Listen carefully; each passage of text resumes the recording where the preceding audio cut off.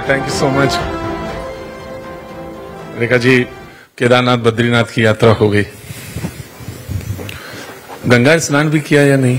बिल्कुल किया।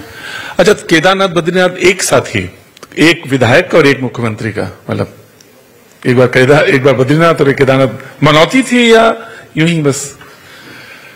नहीं, ये बाबा का बुलावा था। जैसे ही आया तो दर्शन करने पहुंच गए। मन्नत तो मैंने नहीं मांगी और जिनसे मांगी थी वहां भी जाना नहीं हुआ। अच्छा, कहीं खास जगह मानी? नहीं, ऐसी खास भी नहीं। हमारे लिए तो हमारे इष्ट देव सभी खास हैं, तो किसे खास बोलेंगे और किसे बिना खास बोलेंगे आप? अब ये तो लड़ाई करवा देंगे आप भगवान जी में। नहीं नहीं नहीं नहीं, भगवान में लड़ाई नहीं करवाने वाले। आपने तो सारे विरोधियों को वैसे ही पस्त कर रखा है, तो कौन भगवान आपके इष्ट हैं? वैसे बाबा हनुमान को मैं। सालासर जाएंगी फिर? बाबा का रूप हर मंदिर में समान है, मेहंदीपुर हो, सालासर जी हो, हर जगह दर्शन। अच्छा, तो फिर ये बताइए, वहां गंगा गई, अंदर आरती भी हरिद्वार में आपने की, तो वहां आचमन भी किया। यहाँ यमुना का आचमन और यमुना का स्नान कब होने वाला है हम लोग का? बहुत सारे लोग पूछ रहे हैं। ये सवाल जो प्रतीक जी आप मुझसे पूछ रहे हैं कि बहुत सारे लोग पूछ रहे हैं, और मैं सबकी आंखों में ये प्रश्न देखती हूं। मैं देश के किसी भी कोने में चली जाऊं, मुझे लगता है कि सबसे बड़ा आस्था का प्रश्न जो दिल्ली के लिए है वो मां यमुना की सफाई का है।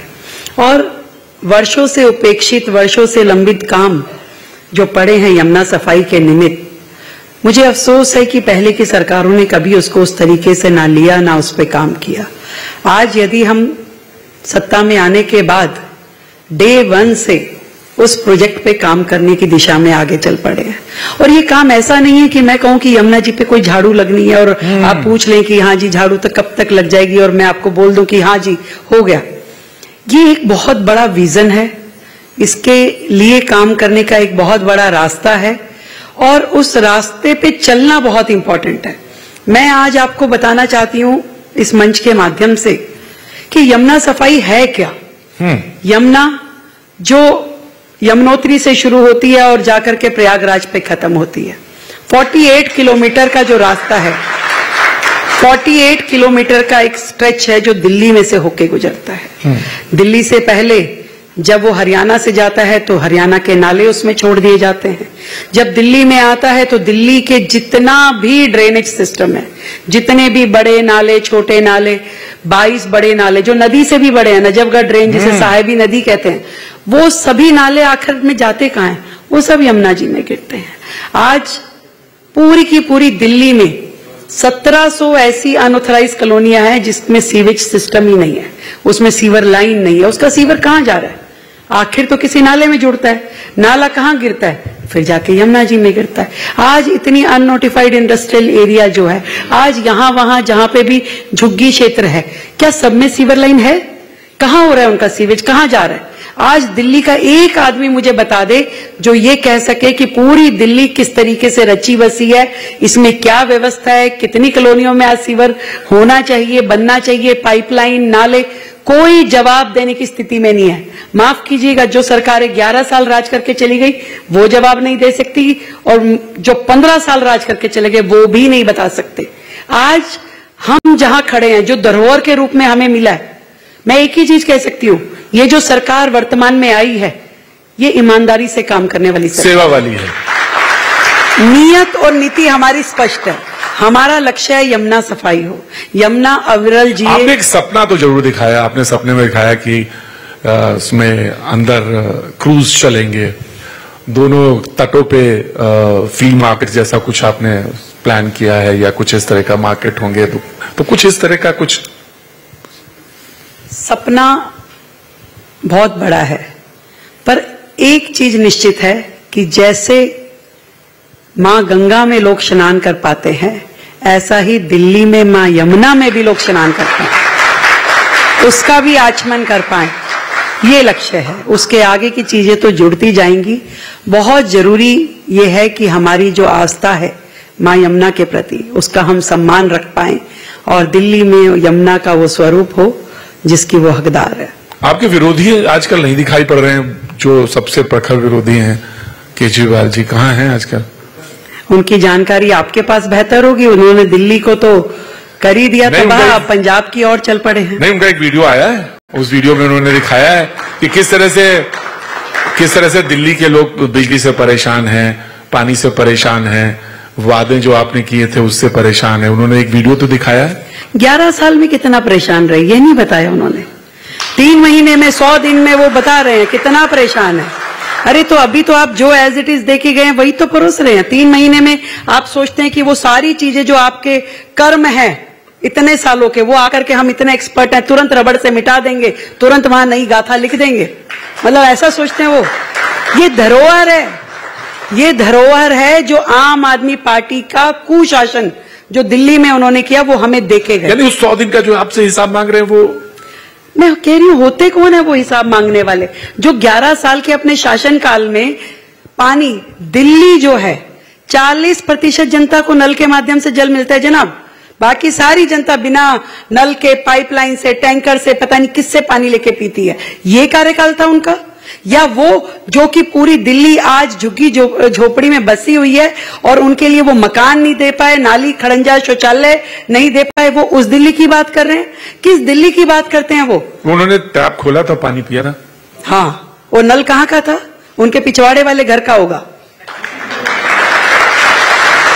वो शायद ये वो सरकार थी जिसकी मंत्री जल मंत्री होने के बाद धरने पे बैठ जाती थी, जो मुख्यमंत्री होने के बाद धरने पे बैठ, धरना पार्टी है वो, विपक्ष की पार्टी थी, विपक्ष में चली गई। तो मैं ये कह रहा हूं आप तैयार हैं उनके लिए? धरने तो उनके आने वाले हैं।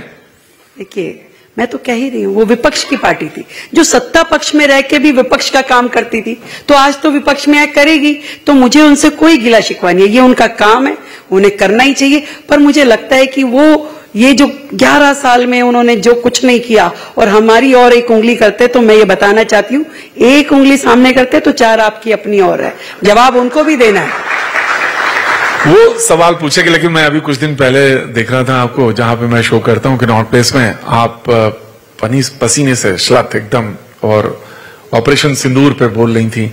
विपक्ष ने कहा कि वो सिंदूर जो होता है वो गरम कहाँ होता है, शरीर में कहाँ बहता है? उन्होंने कहा सिंदूर तो गरम नहीं होता, खून गरम होता है। देखिए, ना उनका खून गरम है, ना उनकी रगों में जोश है, ना उनको मातृभूमि से प्यार है। वो क्या समझेंगे देश के प्रति प्यार, जो देश के दुश्मनों की आवाज में आवाज मिलाते हैं, जो सर्जिकल स्ट्राइक के सबूत मांगते हैं, जो धर्म के आधार पर देश को विभाजित करते हैं।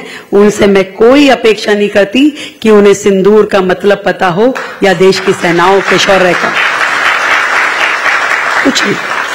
क्या उम्मीद करेंगे उनसे? वो कह रहे कि सवाल पूछना तो जायज, में तो साथ ही विपक्ष पूरा साथ है आपके, लेकिन सवाल पूछने तो जायज हैं। अगर सवाल पूछे जाएं तो कहते हैं कि कितने गिरे, इसको पूछने में क्या गलत है? नहीं, बिल्कुल बिल्कुल सही कह रहे हैं आप।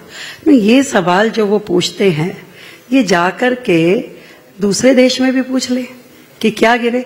जो जनता उनसे पूछ रही थी लगातार 11 साल के शासनकाल में, तब तो उनके मुंह पे गोंद लग जाती थी। जब लोगों ने पूछा कि स्वाति मालीवाल को आपने अपने घर में बुला करके पीटा, आपने अपने चीफ सेक्रेटरी को घर में बुला के पीटा, तब तो गोंद लग जाती थी मुंह में, तब सवाल नहीं पूछे जाते थे।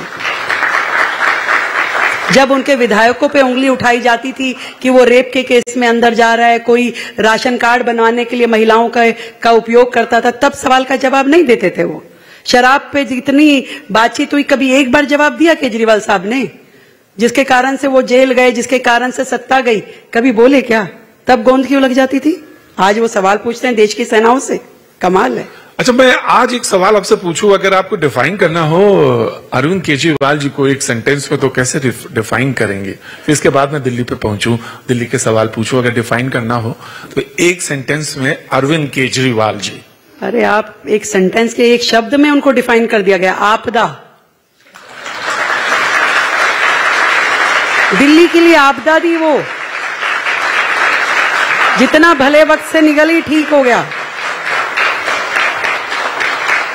एक लाइन की आवश्यकता कहां है? एक शब्द। एक शब्द। देखा जी, चुनाव हो गए, उसमें कुछ बातें कही गई और मैं उन्हीं योजनाओं पे आता हूं। एक योजना थी कि 2,500 रुपए जो है सशक्तिकरण, महिला सशक्तिकरण पे बात हुई कि वो दिए जाएं और उसका वायदा भी किया। वो अभी तक नहीं हुआ। लोग पूछते हैं कि दिक्कत क्या है, वहां पे मुश्किल क्या है जो अभी तक नहीं, क्योंकि बार बार लोग सवाल पूछते हैं आपसे ये वाला। बिल्कुल सही कहा आपने, दिक्कत कहाँ है। देखिए प्रतीक जी, ये सरकार है। सरकार ने अपने घर में पैसे नहीं रखे होते, सरकार के सिस्टम में रेवेन्यू जनरेट होता है, वहां से आप जनता को स्कीम का लाभ देते हैं। इन्होंने अपने शासनकाल में क्या आयुष्मान रखा था? क्या इन्होंने वय वंदन योजना रखी थी? जब इन्होंने लोकसभा के समय वायदा किया कि हम महिलाओं को 1,000 रुपए देंगे, वो उसके बाद भी दिए क्या? जब पंजाब में इन्होंने कहा कि हम बहनों को हर घर में 4 महिला है तो चारों को पैसे देंगे, आज तक दिए क्या? ये हमसे 100 दिन में हिसाब मांग रहे हैं। मैं आपको कहना चाहती हूं, ये दिल्ली में भाजपा की सरकार है, नरेंद्र मोदी जी के नेतृत्व की सरकार है। जो कहा है निश्चित रूप में करेंगे। एक एक योजना का अनुपालन होगा और इस योजना के लिए विशेष रूप से हमने 5100 करोड़ रुपए का बजट का प्रावधान भी किया। वो योजना भी देनी है, परंतु ये ऐसा काम नहीं है कि आज देना है, वन टाइम देना है और खत्म। ये दिल्ली की उन गरीब बहनों को अधिकार देने की बात जो हमने कही है, ये शुरू करेंगे तो लगातार देने हैं, हर महीने देना है। आपने कहा देंगे, फिर आपने कुछ डेटा, कुछ रजिस्ट्रेशन, कुछ आप एनालिसिस करने लगी, कुछ खोजने लगी। घर के बाहर लाइन लगा के थोड़ी ना देना, ये डीबीटी होगा, अकाउंट में जाएगा पैसा। कौन रजिस्टर करेगा, कौन एलिजिबल होगा, क्या क्राइटेरिया होगा, उसका बैंक का खाता नंबर, उसका आधार कार्ड नंबर, वो लिस्ट बनना, उनको कितना अमाउंट जाएगा, ये सब तय तो होगा। तो आपने अभी तो कुछ खोजा तो होगा ही, कुछ तो लगातार काम चल रहा है। लगातार दिल्ली की उन गरीब बहनों का डाटा इकट्ठा किया जा रहा है, कंडीशंस बनाई जा रही है, पोर्टल बनाया जा रहा है, उसकी लिटिगिटी समझी जा रही है, ताकि जैसा पिछली सरकारों में, अभी आपने देखा कि एक राशन कार्ड के लिए हमने जब इंक्वायरी बिठाई कि कितने लोगों को राशन कार्ड, क्योंकि पिछले 10-12 साल से बने नहीं नए, तो हमने कहा भी जरा खोजिए कि क्या क्या है, कैसे राशन कार्ड कहाँ अटक गए हैं। तो पता चला कि दिल्ली सरकार के ही 5600 एम्प्लॉय राशन ले रहे थे। 5600 एम्प्लॉइज दिल्ली सरकार के, मात्र दिल्ली सरकार के, और न जाने कितने ऐसे लोग हैं जो उस क्राइटेरिया में एलिजिबल नहीं है, वो भी राशन ले रहे होंगे। आज जो एक्चुअल में जिसका अधिकार है उसको अधिकार मिलता नहीं है, उसको पेंशन मिलती नहीं है, उसको राशन कार्ड बनता नहीं है। तो हम जो चाहते हैं कि योजना जिसके लिए लाई जा रही है उसका लाभ उस व्यक्ति तक जरूर पहुंचना चाहिए। उसमें जो होमवर्क होना है, उसमें जो प्रोसीजर तय होना है, उसको फॉलो करके ये योजना लाएंगे। जन, हम ये काम करने वाले नहीं है कि आपने कागजों पे योजना ला दी पर उसको इम्प्लीमेंट नहीं कर पाए, आज लाए कल वापस ले गए। भाई ये कोई शराब की दुकान तो है नहीं जो योजना वो लाए।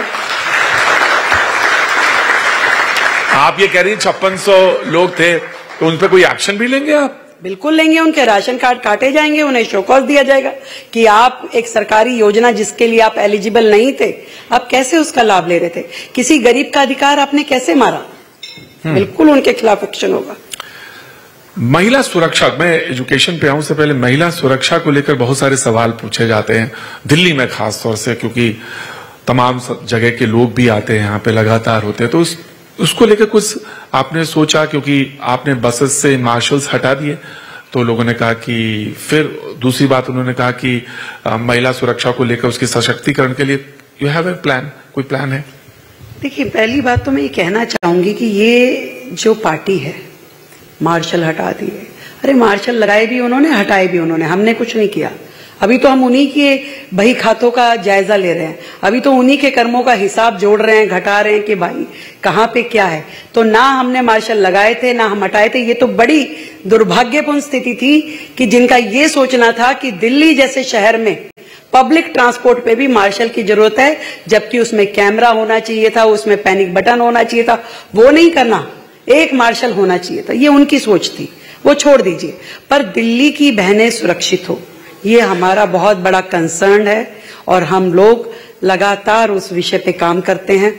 आप देखिए, दिल्ली में जहां जहां भी डार्क स्पॉट है, डार्क स्पॉट केवल लाइट की दृष्टि से नहीं, जहां आपका कनेक्शन कम है, जहां पे आपका पीसीआर अप्रोच नहीं है, वो सारे पॉइंट्स को हमने आइडेंटिफाइड किया with Delhi police, with Delhi traffic, और उन सब जगहों पे कैमरा लगाया जाना, वहां पे पीसीआर का अप्रोच बढ़ाया जाना, वन स्टॉप सेंटर जहां पे कि एक महिला किसी विपरीत परिस्थिति में जाकर के तुरंत मदद ले सके, उन सारे वन स्टॉप सेंटर्स को हमने अच्छी ऑपरेशनल स्थिति में वो उनको रेनोवेट करें, उनमें सुविधाएं बढ़ाएं, इसके लिए हमने बजट भी रखा, उन पे काम भी शुरू हुआ।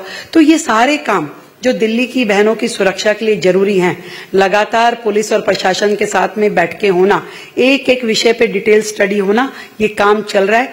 पहले की जो सरकारें थी वो तो केवल गाली कहती थी, वो तो ये कहती थी कि भाई केंद्र हमें काम नहीं करने देता, एलजी हमें काम नहीं करने देता, पुलिस हमें, परंतु आज जो ये डबल इंजन की सरकार है, ये स्वयं भी काम कर रही है और बाकी जितनी एजेंसीज हैं उन सब से भी काम ले रही है। वो तो कहते हैं डबल इंजन नहीं है, ट्रिपल इंजन है। अरे 4 इंजन है, 6 इंजन भी है, चिंता मत करिए, ये गाड़ी ऐसी दौड़ेगी कि लोग इंजन गिनते रह जाएंगे। एक लोगों ने कहा कि एक ऐसी क्या डेडिकेटेड बसेस चलाई जा सकती हैं वुमेन्स के लिए, सेफ्टी के लिए अलग से कोई डेडिकेट की जा सकती है, या इवनिंग में कोई बस क्या योजना है? सब कुछ हो सकता है। देखिए, दिल्ली को अभी ऐसी स्थिति में दिल्ली है जहां सड़कों पे अभी 1-1 फुट गहरे गड्ढे हैं। गड्ढों को भरना पहला काम, उसके ऊपर इमारत खड़ी करना दूसरा काम, इमारत को सजाना तीसरा काम। तो ये जो स्थिति दिल्ली की है, मतलब आप समझिए कि दिल्ली के लोग, देश की राजधानी की जनता अपनी, आज उनकी डिमांड क्या है, आप ये बताइए। सबसे बड़ी परेशानी यहाँ पे ये है, I am sorry, I am interrupting you, very sorry, ये मैं कई 25-26 सालों से मैं सुनता आ रहा हूं कि दिल्ली में मल्टीपल एजेंसीज हैं। कोई आता है सड़क खो जाता है, कोई आता है टेलीफोन लाइन डाल जाता है, कोई आता है वाटर वाला है, कोई, तो मल्टीपल एजेंसीज के लिए कोई सिंगल विंडो नहीं सोच सकते क्या? 21 साल के बाद आप हैं, लोग जानना चाहते हैं कि दिल्ली में आप उसकी लोकेशंस को छोड़ दीजिए, वो तो सवाल अलग है पर्यावरण की दृष्टि से, क्या सिंगल विंडो नहीं होनी चाहिए 100% होनी चाहिए। और आदरणीय देश के प्रधानमंत्री नरेंद्र मोदी जी का जो विजन है, उस विजन में वो ये काम शुरू कर चुके हैं, जिसका नाम उन्होंने दिया गति शक्ति। ये केवल दिल्ली नहीं, पूरे देश में जितनी एजेंसीज काम करती हैं उन सबका कोऑर्डिनेशन आपस में होना बहुत महत्वपूर्ण है। कि भी आप सड़क बना देते हैं, फिर पता चल रहा है पाइपलाइन बिछ रही है, बिजली की लाइन बिछ रही है, तो ये कोऑर्डिनेशन पूरे देश में जरूरी है, उसी प्रकार से दिल्ली में भी जरूरी है। और आज जिस तरीके के टॉकिंग टर्म्स आपस में सभी एजेंसीज के डेवलप हुए हैं कि आज हम किसी को बुला के बात करने की स्थिति में भी हैं और कहीं जाके बात करने की स्थिति में भी हैं। तो ये दिल्ली के लिए एक अच्छा बेहतर सवेरा लेकर के आया है और उसी दिशा में हम काम कर रहे हैं। कोई नजीर बन जाए ऐसी कि एक सिंगल विंडो है, बिल्कुल वही, उसी दिशा में ही दिल्ली काम कर रही है कि कोई भी काम होगा तो सभी डिपार्टमेंट इंटरकनेक्टेड रहें। तो पहले जो होना चाहिए, पहले अगर पाइपलाइन डलनी चाहिए तो वो पाइपलाइन डले, पहले सीवर लाइन डलनी है तो सीवर लाइन डले, फिर सड़क बने। मैंने देखा कि कुछ पॉइंट्स ऐसे, जैसे आपने कहा डार्क पॉइंट है, कुछ ऐसे पॉइंट है जहां पे दिल्ली की लोकेशंस को लेकर दिल्ली अजीब सी है। ठंड में यहाँ पे पता चला पोल्यूशन की प्रॉब्लम आ जाती है, बरसात में यहाँ पे जलभराव की समस्या आ जाती है, गर्मी में यहाँ पानी की समस्या आ जाती है। तो इन समस्याओं के बीच में दिल्ली जो है फंसी हुई दिखती है हमेशा। अभी देखा मैंने कुछ एक्शन भी आपने ले लिया, किसी पॉइंट पे, स्पेसिफिक पॉइंट में पानी भर गया था तो आपने एक्शन लिया वहां पे। तो जानना चाहते हैं कि इसको लेकर क्या आप करने जा रहे हैं? कि ये बात तो बिल्कुल सही कही आपने कि दिल्ली के लोग बारिश आती है तो उसका आनंद नहीं ले पाते, चाय पकौड़ा नहीं खाते, उनको टेंशन होती है कि भाई आज तो सड़कों पे ट्रैफिक जैम होगा और घंटों का पता चले वाटर लॉगिंग होगी। पर आप ये भी तो समझिए कि जिनके पास इतने इतने समय सत्ता रही, क्यों इन चीजों पे काम नहीं हुआ? क्यों मिंटो ब्रिज सालों से वही एक फोटो छपती है अखबार के फ्रंट पेज पे, मिंटो ब्रिज है, मिंटो ब्रिज में बस डूबी हुई है। ऐसा एक साल आप बता दीजिए कि आपने देखा हो कि मिंटो ब्रिज की वो फोटो ना छपी हो। कभी आपने पुराने मुख्यमंत्री को जाकर सड़क पे खड़े हुए देखा, कुछ ऐसा समाधान निकालते हुए देखा कि भाई यहाँ पानी क्यों भर जाता है? तभी तो 21 साल बाद आप आई हैं। यस, अब जब 21 साल बाद हम आए हैं तो हमने वहीं से शुरू किया। वो जो नाले जो बारिश आते ही ओवरफ्लो हो जाते थे, कॉलोनियों में पानी भर जाता था, नालों का पानी बैक मार जाता था, हमने पहले वहीं से खड़े होकर शुरुआत की और उन सब नालों पे आपस में विभाजित करके कि हर 15 दिन में उसका स्टेटस, आपको मैं अगर बताऊं आंकड़ा कि कितनी सिल्ट इस 100 दिन में हमने इन नालों से निकाली। 20 lakh metric ton silt Delhi के इन बड़े नालों से निकली है, बड़ी बड़ी मशीनें लगा करके। और मैं लगातार अधिकारियों को मैंने ये बात कही कि ये जो डीसिल्टिंग है ये केवल बारिश के पहले का काम नहीं है, ये दिल्ली में 12 महीने होने वाला काम है, क्योंकि ये वो नाले हैं जिसकी वजह से 2023 की बाढ़ आई, देश की राजधानी में बाढ़ आई। बैरिकेड खुल नहीं पाए क्योंकि वो इतने जाम हो गए कि वहां पे कभी सफाई होती ही नहीं थी। पहली बार दिल्ली की कोई सरकार सड़कों पे, नालों पे खड़े होकर के काम देखती है, करती है और ये बताती है कि यहां कितनी डीसिल्टिंग होनी चाहिए। पहली बार बारिश के आते ही मंत्री सब सड़कों पे निकल जाते हैं कि भाई कहां कहां जल भराव हुआ, क्या कारण रहा, उसका क्या निवारण है। पहली बार ऐसी सरकार है जो नाम वाली सरकार नहीं है, काम वाली सरकार है। 27 साल बाद आप सरकार में आए और एक इशू मुझे याद है उतना ही पुराना है और दिल्ली में, और वो है स्कूल एडमिशन और फीस को लेकर। पहले एडमिशन को लेकर बहुत होता था, फीस को लेकर बड़ा प्रदर्शन होता है और बात हो रही है। आप से लगातार सवाल पूछा जा रहा कि एकदम मशीन की तरह फीस बढ़ाते जा रहे हैं स्कूल्स, प्राइवेट स्कूल्स, और इतना महंगा हो गया है फीस, तो कैसे इसको आप क्या कुछ रोकथाम या लगाम नहीं लगा सकती इन प्राइवेट स्कूल्स पर?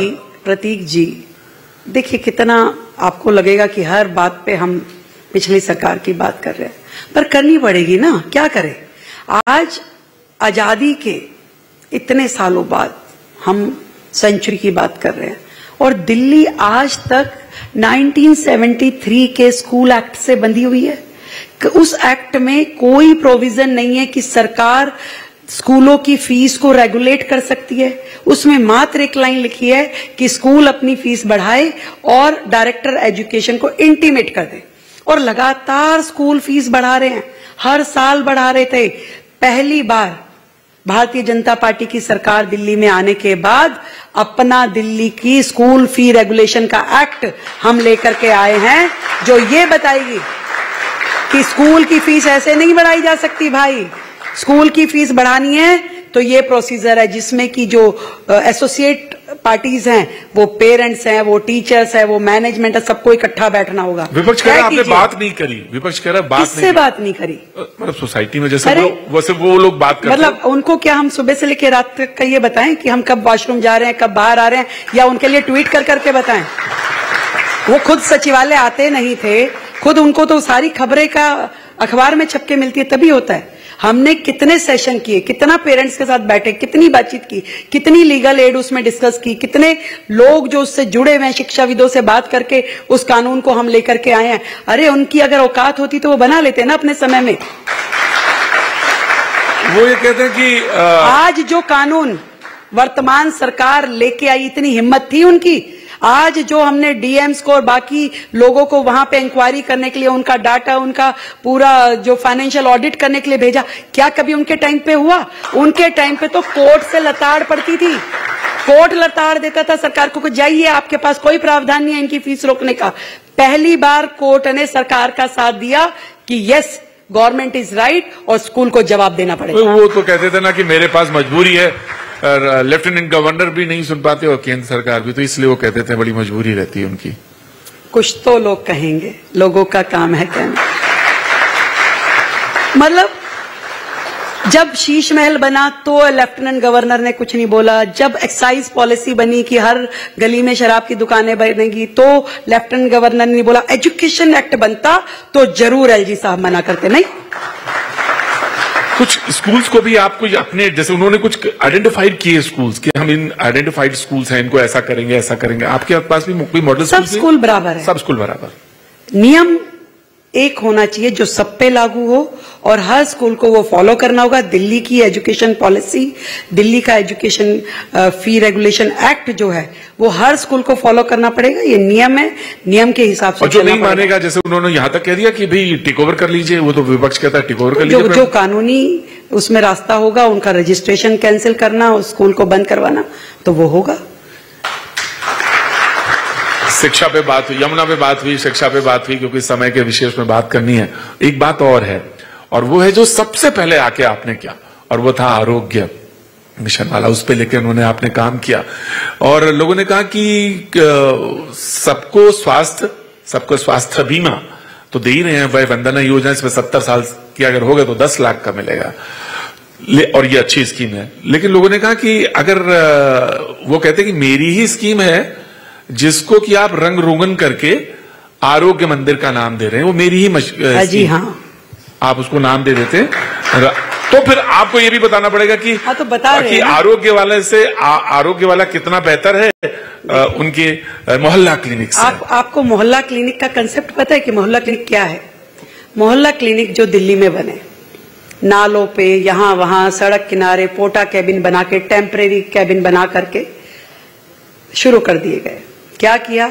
डॉक्टर बिठाए, कुछ डॉक्टरों को ठेका दिया गया, पर मरीज 40 रुपए। अब एक बात बताइए, जिस डॉक्टर को आप ठेका दे रहे हैं पर मरीज 40 रुपए का, वो इलाज करेगा कि मरीज को कहेगा कि आज तो इतना लिख दिया, कल फिर आइयो, फिर ये लिख दिया, फिर परसों फिर आइयो? वो पेशेंट गिनता है। और पेशेंट कौन गिन पा रहा है, कौन उसका अकाउंटिंग ले पा रहा है कि कितना पेशेंट उसने अटेंड किया? वो क्यूरेटिव नहीं था, वो प्रिवेंटिव नहीं था, क्यूरेटिव था। मतलब आया है, खांसी जुकाम की दवाई दे दीजिए, दवाई नहीं, डॉक्टर नहीं, नर्स नहीं, इलाज नहीं, पट्टी नहीं, कुछ भी तो नहीं। आज जो दिल्ली में आरोग्य मंदिर की योजना है, ये प्रिवेंशन, क्योर करना, ये हर चीज को लिया है। वहां बच्चों का वैक्सीनेशन भी होगा, वहां हर तरह की, एक तरह से वो मिनी हॉस्पिटल है या बड़ी डिस्पेंसरी है। मैंने देखा कि आपने बाहर भी भेजा, बाहर स्टेट में भी इलाज के लिए भेज दिया। आज आरोग्य मंदिर जनता के लिए वो सुविधा है, और ये कोई टेम्परेरी पोटा केबिन्स में नहीं है कि आपने रंगाई पुताई कर दी और अपनी फोटोएं लगा दी। हमारे किसी उस पर आपको फोटो नहीं मिलने वाली। आरोग्य मंदिर मतलब आरोग्य मंदिर जो जनता के हित के लिए। लेकिन इसी पे वो पलट के सवाल आपसे पूछते हैं कि अच्छा, आपकी ये जो स्कीम है तो अच्छी, लेकिन आपकी बात क्या बड़े अस्पताल मानेंगे? वहां पे तो उनको कम फीस मिलेगी इसके तहत, तो अभी तो आप इसमें तो ये तर्क देते हैं, लेकिन जो बड़े अस्पताल में आप जाते हैं तो वो लोग देखते नहीं है, क्योंकि उससे नानू करते हैं। आप मुझे ये बताइए, दिल्ली का हेल्थ इंफ्रास्ट्रक्चर, आपको मालूम है कि दिल्ली के हेल्थ इंफ्रास्ट्रक्चर की सच्चाई क्या है? देश की राजधानी, मैं बार बार ये बात बोलती हूँ, देश की राजधानी में जो WHO की गाइडलाइन है कि 1000 लोगों पे कम से कम 2 बेड तो हो। दिल्ली देश की राजधानी में 1000 लोगों पे 0.42 बेड है। एक बेड भी नहीं आप मुहैया करवा पाते दिल्ली की जनता को। इसीलिए सैकड़ों लोग, हजारों लोग कोविड के दौरान मर गए, उनको अस्पताल में जगह नहीं मिली। आप बातें करते हैं कि हेल्थ का इंफ्रास्ट्रक्चर, प्राइवेट हॉस्पिटल की आयुष्मान योजना पूरे देश में लागू हो गई, दिल्ली में लागू नहीं हो पाई। क्यों रोकी भाई?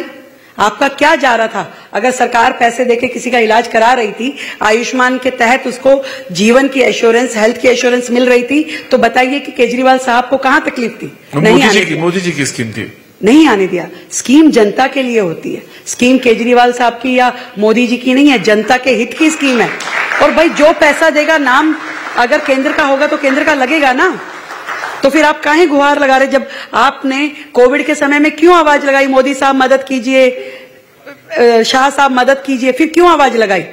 तो बड़े अस्पताल भी इसकी एम्बिट में आएंगे, ये जो आप बिल्कुल आयुष्मान के 100% दिल्ली के, देश के अस्पतालों को उस लाइमलाइट में भी आना होगा, लोगों की मदद भी करनी होगी, इलाज भी करना होगा। पूरी की पूरी योजना स्ट्रीमलाइन है और देश के सभी राज्यों में ये काम कर रही है और उसी प्रकार से अब दिल्ली में भी उसका काम शुरू हो चुका है। मैं आखिरी चंद सवाल हैं, टाइम खत्म हो रहा है। अब आते हैं सांस पर, दिल्ली में कैसे सांस लें? तो एयर इंडेक्स जो है उसका बहुत खराब है और अभी तो मध्यम हुआ है। आई थिंक पिछले हफ्ते अगर मैं देख रहा था तो 167 था एयर क्वालिटी इंडेक्स। तो इसको लेकर क्या कुछ करने वाली हैं आप खास तौर से, क्योंकि आपने भी इस पे बोला था कि पर्यावरण जो है और खासतौर से पोल्यूशन को लेकर आप। केवल मेरे बोलने की बात नहीं है, दिल्ली का हर बच्चा बड़ा सबको फ्रेश एयर चाहिए ही चाहिए। आज दिल्ली के लोगों के फेफड़े खराब हो रहे हैं, वो जीवन की लड़ाई लड़ रहे हैं। आज इतनी बुरी स्थिति में दिल्ली पहुंच गई। सबसे मतलब आप देखिए कि अगर देश में सबसे ज्यादा AQI होगा तो दिल्ली का होगा। आज सबसे ज्यादा तकलीफ वाली स्थिति होगी तो दिल्ली की होगी। तो इसके लिए जो काम करने की जरूरतें थी, हमने उसके हर सेगमेंट पे काम किया। आज यदि एयर पोल्यूशन के लिए हमारे पब्लिक ट्रांसपोर्ट रिस्पॉन्सिबल हैं तो हमने उसको बदल के इलेक्ट्रिक पर लेके आने की पूरी योजना बनाई। यदि वो डस्ट पार्टिकल जो हवा में पूरा समय रहते हैं उसको बिठाने की बात है तो उसके लिए हमने एयर स्प्रिंकलर से लेके स्मोक गन से लेके उस पूरे ब्राउन एरिया को कैसे डस्ट मिटिगेशन किया जाए उस पे हमने काम करना शुरू किया है। और इसके अलावा भी ये जो कूड़े के पहाड़ है, ये जो यहाँ वहां कूड़ा जलाने की जो घटनाएं होती है, इन सब पे लगातार काम चल रहा है। हम केजरीवाल साहब ने तो कहा था कि मैं तो 6 महीने में कूड़े के पहाड़ खत्म कर दूंगा। आप बताइए कि हो पाए क्या 10 साल में? आप कितने? हम एग्जैक्टली आप आए, देखो कब ये कब का सवाल नहीं है, ये कैसे का सवाल है। आज आप 11,000 मीट्रिक टन कूड़ा, वो कहते हैं ना बीजेपी सरकार डेट नहीं बताती है। अरे डेट क्यों बताएंगे आप, ये बताइए। काम करेंगे तो डेट बताएंगे, ये खत्म होने वाला विषय ही नहीं है। आप ये लगाइए कि जब तक रोजाना 11,000 मीट्रिक टन कूड़ा जो जनरेट हो रहा है उसके पास खत्म करने का साधन नहीं है आपके पास। आप खत्म कर पा रहे हैं 7,000 मीट्रिक टन रोजाना। जो 4,000 मीट्रिक टन कूड़ा जमा होता है फिर पाइल अप होता है रोज रोज रोज, वो भी तो एक नया पहाड़ बन रहा है। कैसे खत्म करेंगे आप? जब तक कि आप वेस्ट टू एनर्जी प्लांट नए डेवलप नहीं करेंगे ये कूड़ा खत्म नहीं हो सकता। मुझे झूठ बोलने की आदत नहीं है जनाब, मुझे झूठ बोलने की जरूरत भी नहीं है। दिल्ली की जनता ने वोट दिया है, हमें रिस्पॉन्सिबिलिटी है, हमारी जिम्मेदारी की सही बात उन्हें बताएं कब खत्म होगा, कैसे खत्म होगा।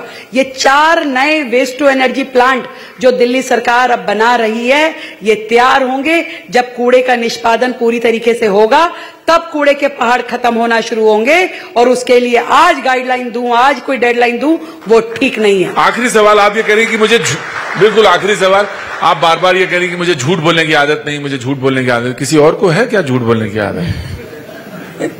अब आप बताइए, कई बार वीडियो आपको दोबारा रिवाइंड करके देखनी पड़ेगी कि कब उन्होंने क्या कहा, फिर उसके बाद कब माफी मांगी, फिर अगला वायदा किया, फिर माफी मांगी। तो मैम उनका कोई नाम है? नाम भी तो होगा उनका। नाम तो जनता बता देगी। थैंक यू सो मच, बहुत बहुत शुक्रिया।